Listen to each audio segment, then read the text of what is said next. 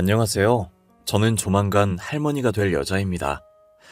제가 어디다 말 못할 가정사를 가지고 있어 이런 이야기를 어디에다 해야 할까 싶었는데 친구가 가끔 이곳에 올라오는 사연들을 듣는다고 해서 저도 들어보았습니다.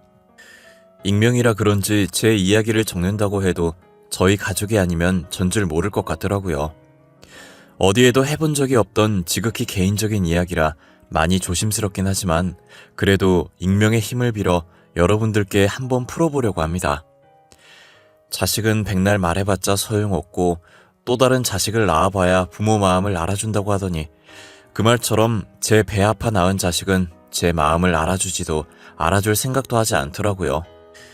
자식 뒷담화 같아서 이렇게 동네방네 떠들어댈 이야기는 아니지만 그래도 여기 사연을 듣는 분들 중엔 어린 분들도 있을 것 같아 이렇게 용기를 내보려고 해요. 제 이야기를 듣고 그동안 부모님을 어떻게 대했는지 돌아보는 시간을 가졌으면 합니다. 저는 지극히 평범한 집안에 태어나 저처럼 지극히 평범한 집안의 남자와 결혼을 했어요. 저희는 보육원 봉사를 하다가 연인으로 발전한 사이였고 똑같은 꿈을 가지고 있었죠.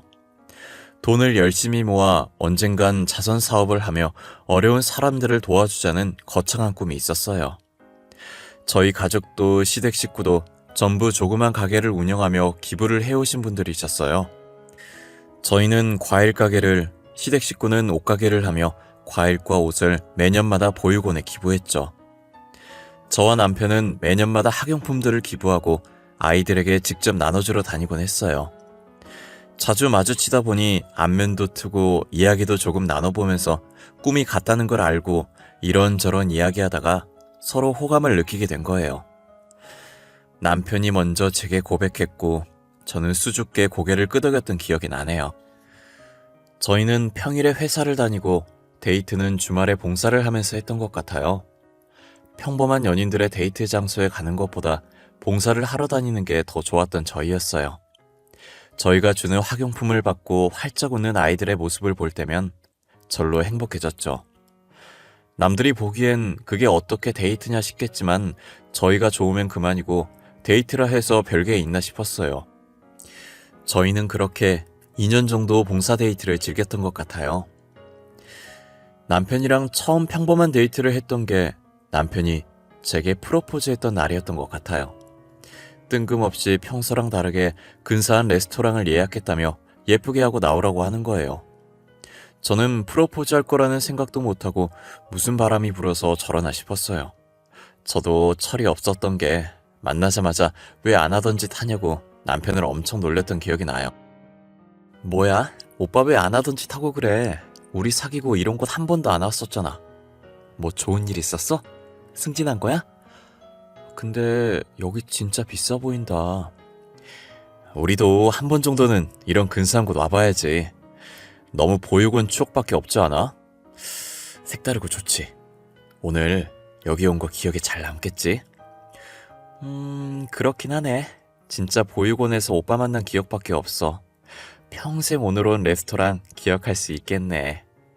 아, 다행이다. 있잖아. 나 진짜 어떻게 이야기를 꺼내야 할까 고민 많이 했거든? 그냥 결론만 말하는 게 제일 깔끔할 것 같아서. 수은아, 나랑 결혼할래? 잠깐만.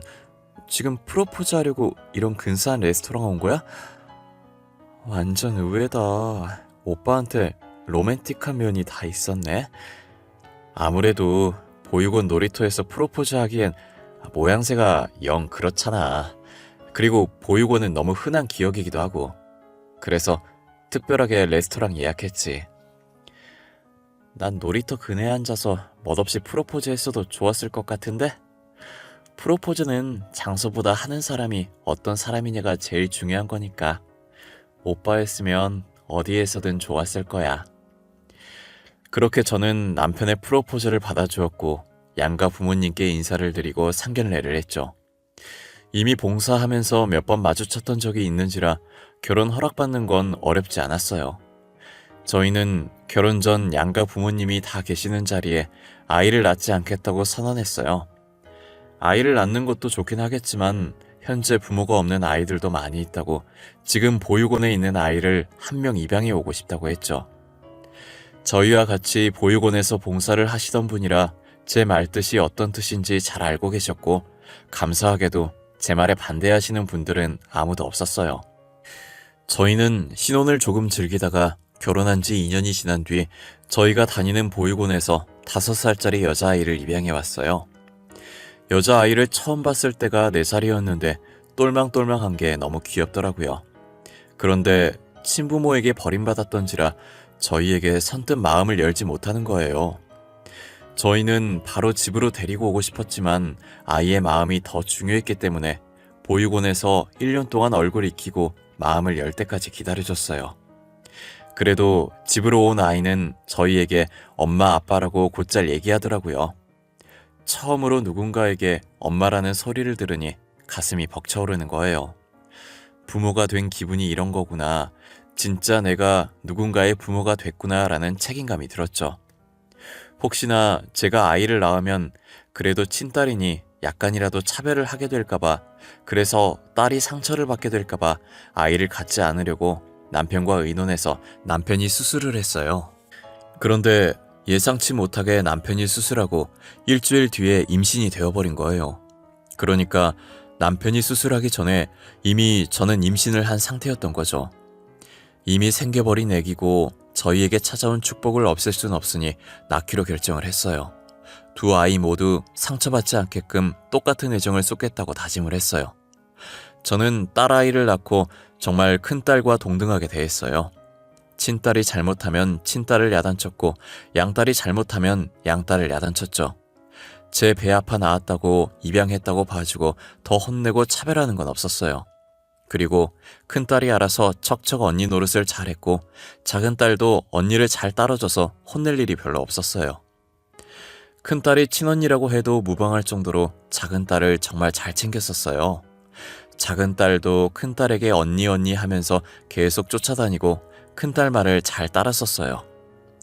엄마인 저보다 언니를 더 좋아할 만큼 자매 사이가 좋았습니다. 제 말은 가끔 들은 척도 안 하지만 큰딸이 하는 말이라면 자다가도 벌떡 일어났었어요. 나이 차이가 꽤 있어서 그런지 잘 싸우지도 않고 서로 의지하며 잘 지내는 모습이 너무 보기 좋았어요.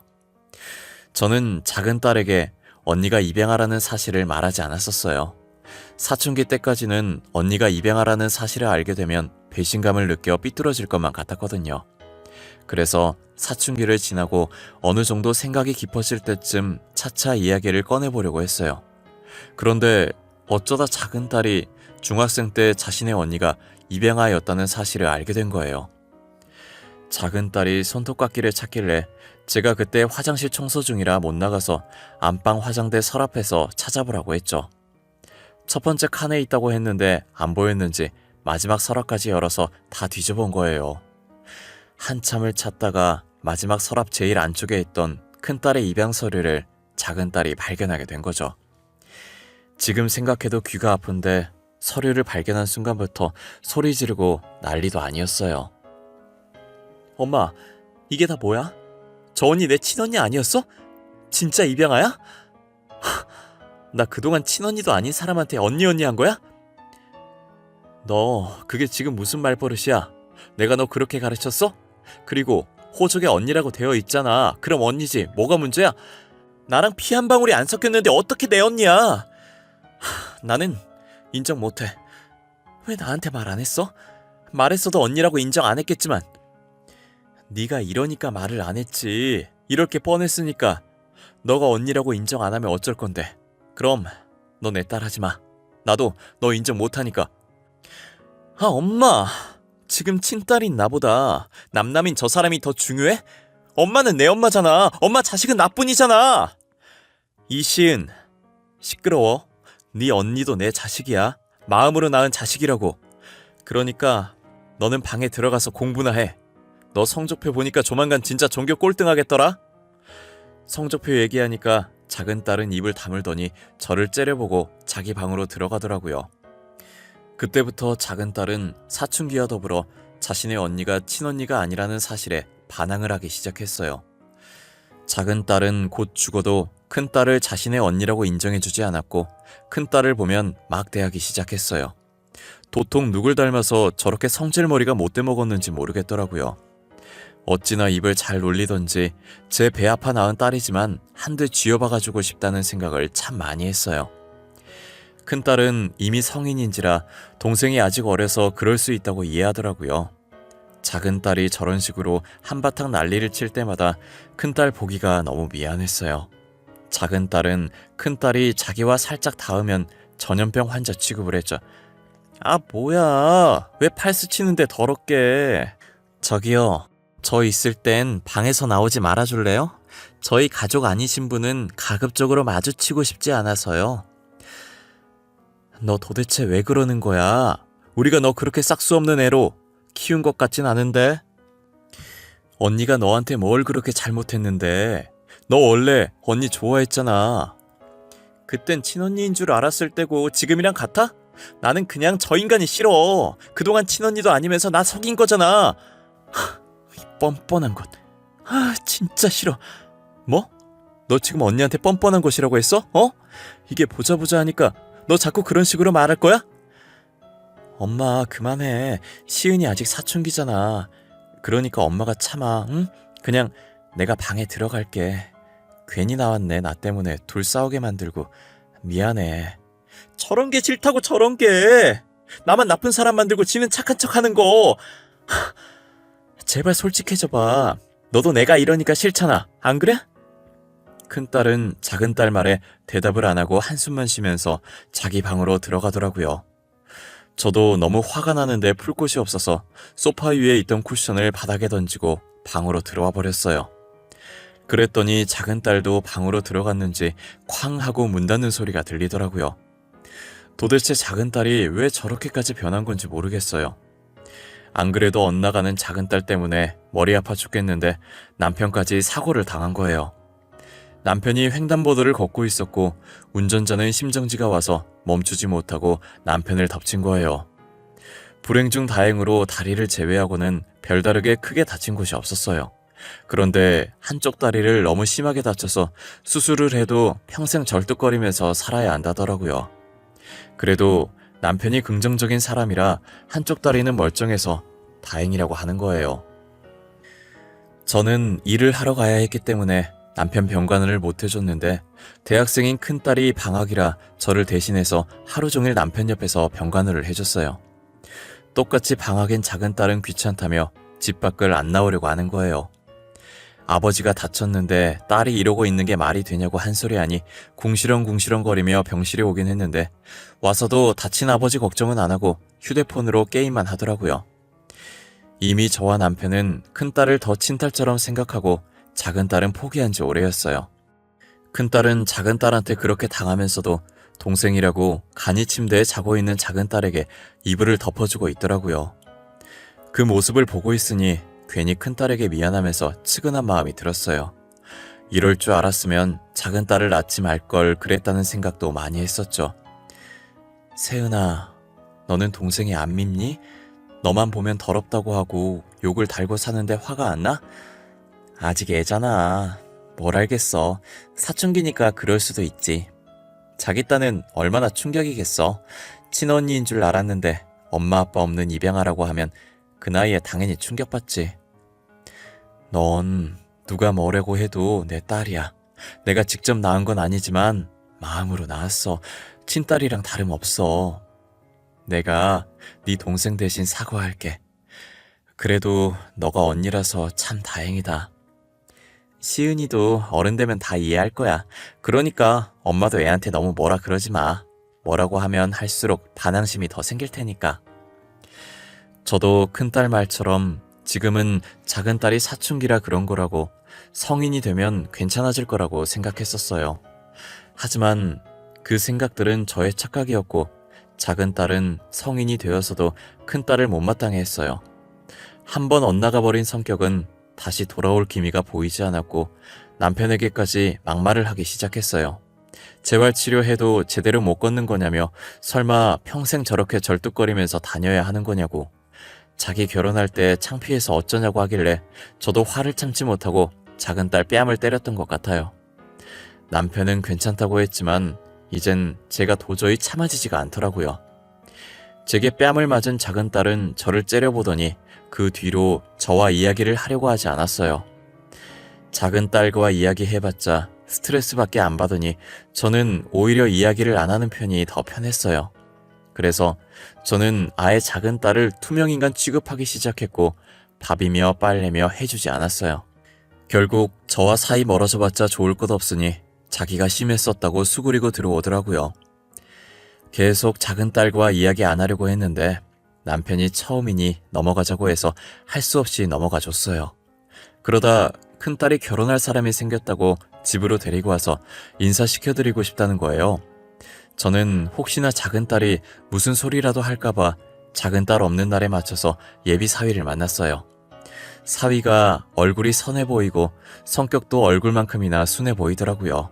무엇보다 큰딸을 잘 챙기는 모습이 정말 보기 좋았어요. 그리고 큰딸에게 남편이 다리가 불편하다는 사실을 들었는지 남편이 무언가 필요하다고 하면 본인이 먼저 벌떡 일어나서 가지고 오곤 하더라고요. 큰딸은 자기처럼 이해심 깊은 사람을 잘 만난 것 같다는 생각이 들었어요. 남편과 저는 고민도 없이 결혼 허락을 해줬고 상견례 날짜 잡아오면 말하라고 했죠.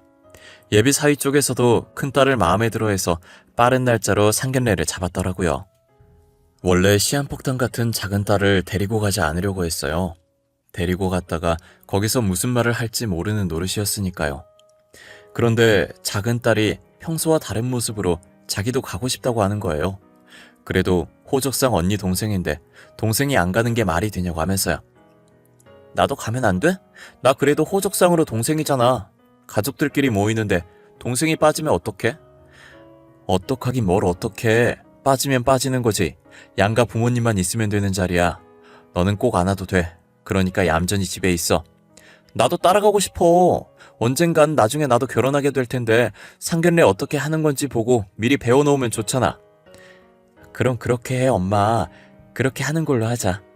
시은이도 가고 싶다고 하잖아. 시은이 말대로 나중에 시은이도 겪어야 할 건데 미리 배워두면 실수도 안 할 거고. 저는 미심쩍었지만 큰딸이 데리고 가자고 해서 어쩔 수 없이 작은 딸도 같이 상견례 장소에 갔어요. 가는 와중에도 혹시나 작은 딸이 사고를 치지 않을까 굉장히 조마조마했어요.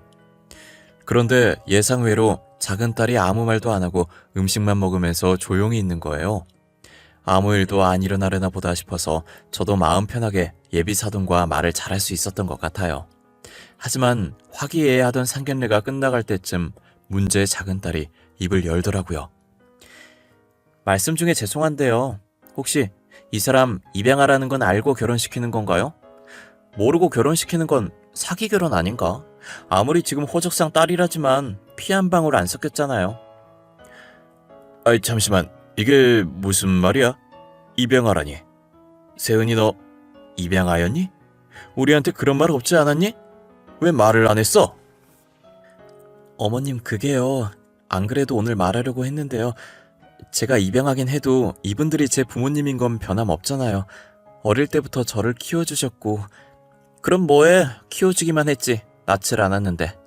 언니, 혹시 입양아인 거 숨기고 사기 결혼하려고 했던 거야? 와, 염치도 없다. 너 그 입 안 닫을래? 사돈, 제 딸이 입양아이긴 하지만 제 친딸과 같은 아이입니다. 말 그대로 낳지만 않았지 어릴 때부터 제 손으로 직접 키운 아이예요. 죄송해요, 사돈. 저희 먼저 일어나 봐야겠네요. 정말 죄송합니다. 너도 얼른 일어나. 집에 가자. 당신도 일어나요. 예비 사돈네는 큰딸이 입양하라는 소식에 서둘러 자리를 떴어요. 큰딸은 예비 사돈네가 사라진 후 그 자리에서 굳어 두 눈만 흔들리고 있었고 고지어 큰 눈망울에서 닭똥 같은 눈물들이 쭉쭉 떨어졌어요. 저는 작은 딸에게 한마디 하려다가 바뀌라는 생각에 일단 집에 가자고 했죠. 갈 때는 큰딸이 운전했었는데 우느라 운전할 상태가 아니라서 제가 운전대를 잡았어요. 화가 나서 엑셀을 밟아댔더니 갈 때보다 훨씬 짧은 시간에 집에 도착했더라고요. 저는 뒷문을 열어서 작은 딸 팔을 끌어서 내리게 했고 팔 잡고 있는 그대로 집까지 끌고 갔죠. 팔 아프다고 놓으라고 난리치길래 집 도착하자마자 패대기를 쳐버렸어요. 작은 딸은 제게 잡혔던 팔을 부여잡고 저를 째려보더라고요. 너 지금 이게 뭐 하는 짓이야? 얌전히 있겠다며, 아무 말도 안 하겠다며, 그냥 보고 어떻게 하는 건지만 배우겠다며. 아니, 내가 뭘 잘못했는데? 입양하라고 안 바뀌었던 건 쟤잖아. 왜 나한테 그러는데? 저게 말 안 하고 사기 결혼하려고 한 거잖아. 내 말이 틀려? 틀려. 틀리다고. 네 말 다 틀려. 하나부터 열까지 맞는 거 하나도 없어. 너는 내가 입양하라는 게 무슨 대단한 약점이라고 생각하지. 나는 너가 내 동생이라는 게 약점이고 수치야. 알아? 뭐? 지금 말 다 했어? 수치? 너 방금 내가 수치라고 했어? 나야말로 너 같은 애한테 언니라고 했던 세월들이 수치야. 역겹다고. 생각만 해도 토가 나온다고. 살면서 처음으로 큰딸이 작은딸에게 모진 말을 했고 저희는 처음 보는 큰딸의 모습에 놀랐어요. 작은딸이 어떤 말을 하던 화 한 번 내지 않았는데 지금도 딱히 화를 내진 않지만 큰딸이 작은딸을 향해 차분히 내뱉는 말 하나하나에 가시가 박혀 있었죠. 큰딸의 말에 작은딸은 또다시 흥분해서 막말을 해대기 시작했고 참다 못해 큰딸이 작은딸 뺨을 내리치더라고요. 남편과 저는 말릴 생각을 하지 않았고 그저 큰딸이 그동안 많이 참고 있었다라는 생각만 하고 있었어요. 작은딸은 뺨 한 대 맞고도 정신을 못 차리는지 큰딸에게 달려들더라고요. 누구 피 받았을지도 모르는 천한 사람이라고 더럽다고 하는데 듣다가 도저히 안 되겠어서 저는 작은딸 방에 들어가 짐을 싼 뒤 가방을 집 밖으로 던져버렸어요. 그리고 다시는 집으로 찾아오지 말라고 하고 작은딸을 밖으로 쫓아내버렸죠. 혹시나 비밀번호 치고 들어올까봐 안에서 잠금장치도 걸었어요. 작은딸은 잠금장치 때문에 현관문이 열리지 않자 손으로 문을 두드리고 소리 지르고 난리였어요. 남편이 열어주자는 듯이 저를 쳐다봤지만 제 표정이 너무 단호해서 더 이상 아무 말도 하지 못했어요. 얼마 지나지 않아 조용해져서 밖을 봤더니 작은딸이 갔는지 가방이 없더라고요. 정말 저는 다시는 딸을 받아줄 마음이 없었고 제게 딸은 큰딸밖에 없다고 생각하며 살려고 마음먹었죠. 큰딸 결혼은 이들은 물 건너가나 했는데 그 다음날 예비사돈에게 다시 연락이 왔더라고요. 처음 예비사돈 번호가 떴을 때 무슨 염치로 전화했냐고 욕을 한 바가지 하려고 했는데 제가 전화를 받자마자 대뜸 사과부터 하시더라고요. 사돈, 접니다. 어제는 정말 죄송해요. 저희 행동이 무례했다는 거 압니다. 하지만 저희도 생각할 시간이 필요해서 그랬어요. 다시 한번 죄송하다는 말씀 드리고 싶네요. 아니에요. 괜찮아요. 솔직히 먼저 말 안 한 건 저희 쪽인걸요. 저는 제 딸이 입양하라는 사실이 그렇게까지 중요한 일인지 몰랐어요. 죄송해요. 솔직히 입양하라는 사실에 당황했지만 저는 아이를 키울 때 낳아준 사람보다는 키워준 사람의 영향을 많이 받는다고 생각해요. 어제 사돈의 인품을 보니 새아가가 사돈을 많이 닮았더군요. 그런가요? 저희 딸이 입양하는 맞지만 친딸 못지않게 소중하게 키운 아이입니다. 저희 집에 올 때부터 착했던 아이라 절대 다른 사람에게 피해 입힐 아이는 아니에요. 저도 새아가를 몇 번 봐서 잘 압니다. 새아가가 어떤 인품을 지녔는지 저도 잘 아는데 어제는 왜 그런 행동을 했는지 모르겠어요. 혹시 괜찮으시다면 저희 아들과 결혼을 시켜도 될까요? 당연하죠. 안 그래도 저희 딸이 사돈 연락을 많이 기다리고 있었어요. 저희 딸 받아주셔서 정말 감사합니다. 아마 시부모님도 친부모처럼 잘 모실 거예요. 다행히 저희 큰딸의 결혼은 예정된 날짜에 착착 진행이 되었어요. 좋은 시부모님과 남편을 만나서 행복하게 잘 살고 있는 것 같더라고요. 큰딸도 사돈들을 친부모처럼 모시고 사돈들도 저희 딸을 친딸처럼 잘 챙기는 것 같았어요. 안사돈이랑은 가끔 통화하는데 딸을 어쩜 그렇게 잘 키웠냐며 칭찬을 하셨었죠. 저는 아무것도 한 것 없다고 알아서 잘 커준 거라고 답했어요. 다른 사람도 아니고 안사돈한테 큰딸 칭찬을 들으니 기분이 너무 좋더라고요. 큰딸도 결혼하고 나서 시댁 눈치 안 보고 저희 집에 자주 놀러오곤 하는데 항상 딸이 가기 전에 똥 마려운 강아지 마냥 우물쭈물거리는 거예요. 집 나가서 돌아오지 않는 동생의 안부를 궁금해하는 눈치였지만 항상 저렇게 우물쭈물하다가 결국 저희에게 얘기를 꺼내지 않고 한숨만 쉬다가 갔어요. 사실 저희도 작은 딸과 연락이 닿질 않아 어떻게 생활하고 있는지 몰라요. 하는 짓이 너무 괘씸해서 연락해볼 생각도 안 하고 있었긴 하지만요. 그래도 제 배 아파 낳은 자식이니 가끔 살았는지 죽었는지 정도는 궁금하긴 하더라고요. 그렇게 작은 딸의 생사를 모르고 살고 있었는데 3년 후 작은 딸이 다시 저희 집에 찾아온 거예요. 문을 열어주니 작은 딸은 제 얼굴을 보자마자 울면서 저를 껴안더라고요. 현재 자기 간 상태가 많이 안 좋아서 수술밖에 답이 없다고 하면서요. 그렇게 집을 나가고 혼자서 할 수 있는 게 아무것도 없다는 사실을 깨닫고는 그동안 저희에게 했던 행동들에 대해 많이 후회했대요. 친구가 해외로 떠나서 친구가 지냈던 자취방을 빌려 생활했는데 저희한테 돌아갈 용기가 안 나서 매일같이 술로 하루하루를 보냈다고 하더라고요. 원래 술이 안 받는 몸인데 3년을 지내다 보니 결국엔 간에 무리가 갔던 거예요. 미우나 고우나 친딸이라고 간이 안 좋다는 말에 하늘이 무너지는 느낌이었어요. 과거의 행실이 어쨌든 일단 딸부터 살려봐야겠다고 생각해 간 검사를 진행했어요.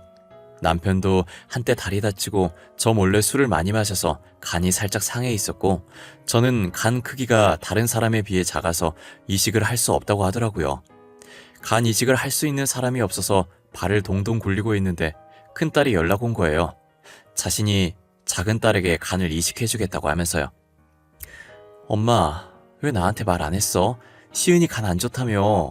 수술해야 한다던데 내가 시은이한테 간 줄게. 오늘 간 검사 받으러 갈 거야. 너 그거 누구한테 들었어? 됐어, 검사하지 마. 네 간 절대 안 받을 거야. 그동안 시은이가 너한테 어떻게 했는데. 네 간을 받아. 검사 절대 하지 마. 알겠어? 사람이 죽게 생겼는데 옛날 일이 중요해? 과거가 어쨌든 시은이부터 살리고 봐야지. 나 지금 간 검사하러 가요. 결과 나오면 말해줄게. 제가 계속 하지 말라고 할까봐 큰딸은 본인 말만 하고 끊어버리더라고요.